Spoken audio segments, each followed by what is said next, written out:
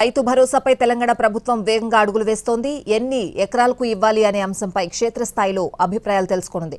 ఇవాల్టి నుంచి ఈ నెల 23 వరకు జిల్లాల వారీగా వర్క్ షాపులు నిర్వహిస్తోంది. అసెంబ్లీలో చర్చించి విధి విధానాలు ఖరారు చేయనుంది తెలంగాణ ప్రభుత్వం. రైతు భరోసా స్కీమ్ అమలుపై రేవంత్ ప్రభుత్వం కసరత్తు చేస్తోంది. రైతు భరోసా 5 ఎకరాలకు ఇవ్వాలా, 10 ఎకరాల వరకు ఇవ్వాలా అన్న అంశంపై క్షేత్రస్థాయిలో రైతు సంఘాల అభిప్రాయాలను ప్రభుత్వం తెలుసుకోనున్నది. రాష్ట్ర వ్యాప్తంగా ఇవాల్టి నుంచి ఈ నెల 23 వరకు రైతు భరోసా సదస్సు నిర్వహిస్తోంది కాంగ్రెస్ ప్రభుత్వం. ఇవాళ ఖమ్మంలో రైతు భరోసా సదస్సు జరగనుంది. డిప్యూటీ సీఎం భట్టి విక్రమార్క పాల్గొంటారు. ఖమ్మంలో ప్రారంభమై రంగారెడ్డి జిల్లాలో సదస్సు ముగుస్తుంది. రైతు భరోసా విధి విధానాలు ఖరారు చేసేందుకు జిల్లాల వారీగా ప్రభుత్వం సదస్సులు నిర్వహిస్తోంది.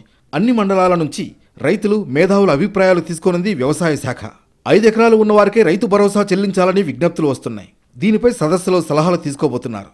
ఈ సదస్సుల్లో వచ్చిన అభిప్రాయాలను జిల్లాల కలెక్టర్లు నివేదిక రూపంలో ప్రభుత్వానికి పంపిస్తారు. 10 నుంచి 15 రోజుల్లో రైతుల అభిప్రాయాలను సేకరించి సబ్ కమిటీ సీఎంకు రిపోర్ట్ ఇస్తుంది. రైతు సదస్సులు పూర్తయ్యాక దీనిపై అసెంబ్లీలో చర్చించనుంది కాంగ్రెస్ ప్రభుత్వం.